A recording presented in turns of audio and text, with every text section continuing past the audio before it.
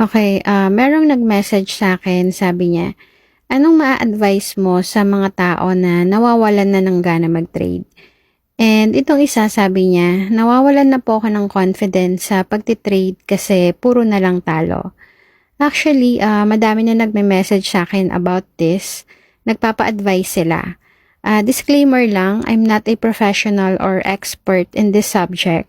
Yung mga advices ko is based on my personal experience. Okay, sa mga gusto nang mag-quit sa trading or gusto nang sukuan ng pagtitrade, na-experience ko na rin yan. I want to quit trading multiple times, pero iniisip ko, anong gagawin ko kapag nag-quit ako? Kapag nag-quit ako sa trading, wala akong ibang choice kundi gawin ko yung mga ayaw kong gawin kasi I decided to quit.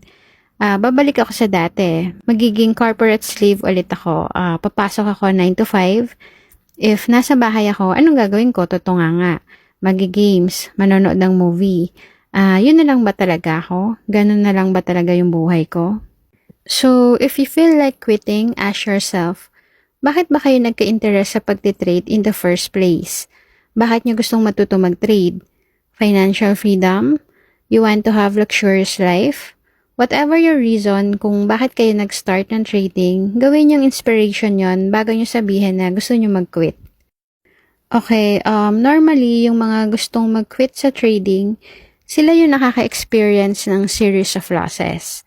Nasa point na kayo na kina-question nyo na yung strategy nyo, yung discipline nyo, yung effort and time na binibigay nyo sa trading.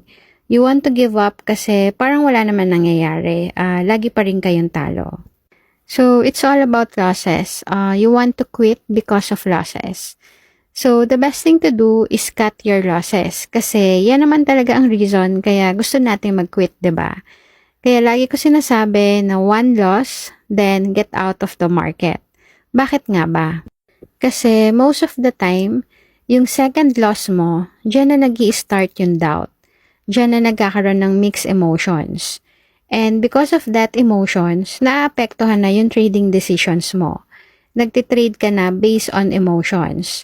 You want to revenge trade. Nag-overtrade ka na hanggang sunod-sunod na yung talo mo, ubos na yung capital mo.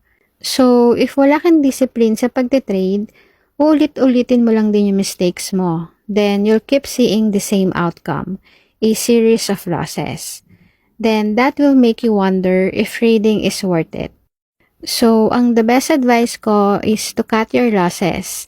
Series of wins, fine. Mas okay if nananalo kayo. But series of losses will make you quit trading.